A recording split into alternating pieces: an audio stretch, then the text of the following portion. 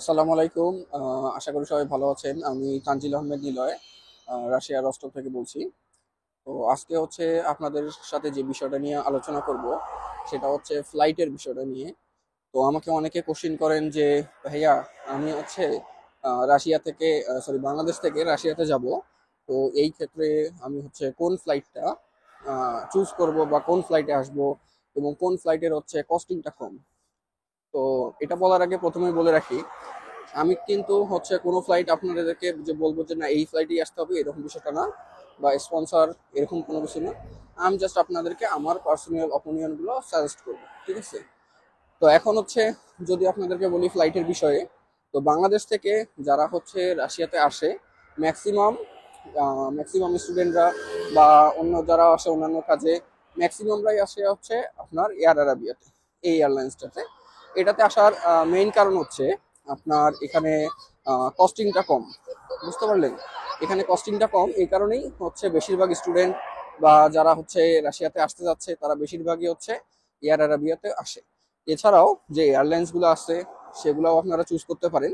এর মধ্যে যেমন অন্যতম আছে গোলফ এয়ার, তারপরে হচ্ছে আপনার ইজিপ্ট এয়ারলাইন্স, তারপরে আপনার হচ্ছে ফ্লাই দুবাই, ঠিক আছে?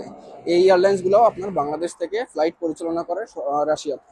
বাট সরাসরি কোনো ফ্লাইট নেই যে ডিরেক্ট হচ্ছে ঢাকা থেকে আপনার রাজশাহী রাশিয়াতে চলে আসবে, মস্কোতে চলে আসবে, এরকম কোনো ফ্লাইট নেই। আপনার হচ্ছে ফ্লাইট যেগুলো সেটা হচ্ছে আপনার ট্রানজিট অবশ্যই দিবে, সেই ট্রানজিটটা দিবে যদি আপনি হচ্ছে এয়ার আরাবিয়াতে আসেন। হ্যাঁ, তাহলে সেই ক্ষেত্রে আপনার যেমন শারজাতে, ইউনাইটেড আরব আমিরাত যে আছে শারজাতে, সেই শারজাতে হচ্ছে ট্রানজিটটা দেয়। এরপরে হচ্ছে যদি আপনি ইজিপ্ট এয়ারলাইন্সে আসেন তাহলে আপনার ট্রানজিটটা দিবে হচ্ছে ইজিপ্টে, কায়রোতে। তো ট্রানজিটটা ডিপেন্ড করে হচ্ছে ফ্লাইটের উপর, কোন ফ্লাইটে আসবেন তার উপর। তো এখন হচ্ছে কস্টিংটা কিরকম পড়ে কোন ফ্লাইটের। তো যেই আমি যেটা বললাম যে এয়ার আরাবিয়াতে আপনারা আসতে পারেন, এখানে হচ্ছে সবচেয়ে চিপ কস্ট পড়ে। তো চিপ কস্টটা কেন পড়ে? কারণ এয়ার আরাবিয়ার কিছু দোষ আছে, সেই দোষটা নাই পরেই বলি। বাট হচ্ছে কস্টিংটা অ্যারাউন্ড আপনার হচ্ছে ঢাকা থেকে যদি ফ্লাই করেন তাহলে ঢাকা থেকে আপনার কস্টিংটা পড়ে হচ্ছে 60 থেকে 70 হাজার টাকা। আবার হচ্ছে এয়ার আরাবিয়ার ফ্লাইটটা আপনার চট্টগ্রাম থেকেও ফ্লাই করে। বুঝতে পারলেন? তো চট্টগ্রাম থেকে ফ্লাই করে আপনারা যখন টিকিট কাটবেন, টিকিট কাটার সময় একটা বিষয় ভালোভাবে চেক করবেন। সেটা হচ্ছে যে আপনারা ঢাকা থেকে মস্কোর যেমন হচ্ছে কস্টিংটা দেখবেন, তেমনি হচ্ছে চিটাগাং থেকে মস্কোর কস্টিংটা দেখবেন। কারণ অনেক সময় দেখা যায় যখন হচ্ছে ফ্লাইটের চাহিদা বেশি থাকে, হ্যাঁ, তখন দেখা যায় যে আপনার মস্কো থেকে ঢাকা থেকে মস্কো যে ফ্লাইটটা হয় এইটার প্রাইস রেঞ্জ চলে যায় 70-80 হাজার টাকা। আবার হচ্ছে সেই ক্ষেত্রে চিটাগাং থেকে যখন হচ্ছে মস্কোতে করবেন, চিটাগাং থেকে মস্কো, সেই ক্ষেত্রে অনেক সময় দেখা যায় যে আপনার হচ্ছে 55,000 60,000-এও টিকিট পাওয়া যায়। তো টিকিট হচ্ছে পারচেস করার পূর্বে আপনি যেটা খেয়াল করবেন সেটা হচ্ছে আপনার কস্টিংটা ঢাকা থেকে মস্কো কত এবং চিটাগাং থেকে মস্কো কত। আচ্ছা, আর হচ্ছে এয়ার আরাবিয়াতে কস্টিংটা কম হওয়ার কারণে কারণ যেমন আছে, তেমন ধরেন হচ্ছে এখানে কিছু অসুবিধাও আছে। এই অসুবিধাগুলোর মধ্যে যেমন হচ্ছে এয়ার আরাবিয়ার সিটগুলো কিন্তু খুব ভালো না। আবার হচ্ছে যেমন দেখেন আপনি হচ্ছে 10 ঘন্টা 12 ঘন্টা জার্নি করবেন। তো এই জার্নি টাইমটাই কিন্তু অবশ্যই কমফোর্ট জোন প্রয়োজন। এখন যদি সিট ভালো না হয় তাহলে কিন্তু আলটিমেটলি আপনি আরামে আসতে পারবেন না।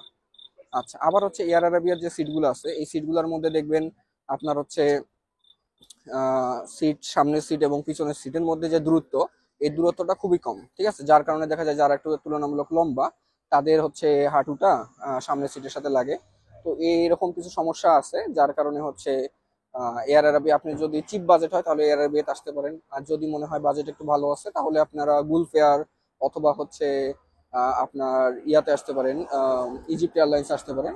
আর যদি একদমই কমফোর্ট জোন ফিল করেন, কমফোর্ট জোন নিতে চান, তাহলে আপনি হচ্ছে এমিরাটস, ঠিক আছে, ফ্লাই দুবাই এগুলো সিলেক্ট করতে পারেন। আর আপনাদের হচ্ছে আর একটা ইনফরমেশন আপনাদেরকে দিয়ে রাখি, সেটা হচ্ছে যখন আপনারা হচ্ছে ট্রানজিট টাইমে যদি শারজাতে ওয়েট করেন, তো শারজাতে কিন্তু ফ্রি ওয়াইফাই আছে, ঠিক আছে? তো এই ক্ষেত্রে আপনারা হচ্ছে আপনাদের ফ্যামিলির সাথে যোগাযোগ করতে পারবেন। অনেকে আবার হচ্ছে দেখা যায় এয়ারপোর্টে কিন্তু এই বিষয়টা খেয়াল করে না যে ফ্রি ওয়াইফাই আছে। তো শারজা এয়ারপোর্টে কিন্তু ফ্রি ওয়াইফাই আছে, যার কারণে আপনারা কিন্তু বাসায় কমিউনিকেশন করতে পারবেন যেই ট্রানজিট টাইমটা থাকবে। আর ট্রানজিট টাইমের বিষয়ে বলি, সেটা হচ্ছে অনেক সময় দেখা যায় কি যে 2 ঘন্টার যে ট্রানজিটটা হয়, হ্যাঁ, সেটার ক্ষেত্রে ফ্লাইটের কস্টিংটা 2,000 বা 4,000 টাকা বেশি থাকে।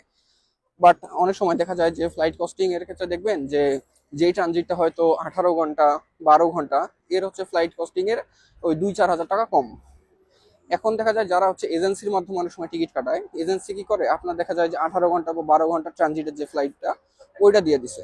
ওইটা দিয়ে দেওয়ার কারণে এজেন্সি হচ্ছে ফাঁকে আপনার হচ্ছে 2-4 হাজার টাকা পকেটে নিল, কিন্তু আলটিমেটলি কিন্তু আপনারই ভোগান্তি। কারণ দেখেন, আপনার ঢাকা থেকে আপনি যখন হচ্ছে শারজাতে আসবেন, আপনার ফ্লাইটের টাইম লাগবে হচ্ছে প্রায় 5.5 ঘন্টা।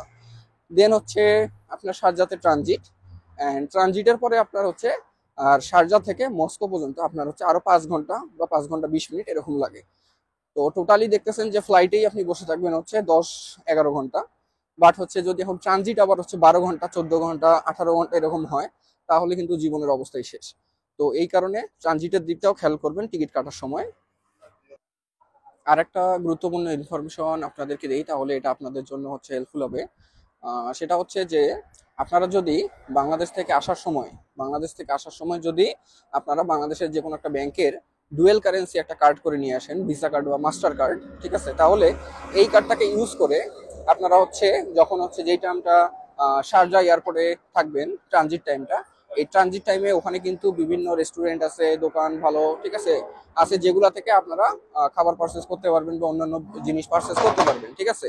তো এই ক্ষেত্রে আপনারা একটা ডুয়েল কারেন্সি কার্ড সাথে নিয়ে আসতে পারেন বাংলাদেশ থেকে, যে কোনো ব্যাংক থেকে ভিসা কার্ড বা মাস্টার কার্ড ডুয়েল কারেন্সি একটা কার্ড করে নিয়ে সেখানে হচ্ছে ডলার ইনভেস্ট করে নিয়ে আসতে পারেন। এতে কি হবে, আপনার জন্য হেল্পফুল হবে। যে কোনো প্রয়োজনে, যে কোনো আপনার হচ্ছে বিপদে আপদে হোক বা যে কোনো কাজে হোক, যখনই কার্ডটার প্রয়োজন হবে বা টাকার ডলারের প্রয়োজন হবে, কোনো কিছু কেনার প্রয়োজন হবে, আপনারা সেই কার্ডটা কিন্তু ইউজ করতে পারেন। তো আশা করি আজকের ইনফরমেশনগুলো আপনাদের জন্য হেল্পফুল হবে। অ্যান্ড ভিডিওটা দেখার জন্য ধন্যবাদ। Thank you. আল্লাহ হাফেজ।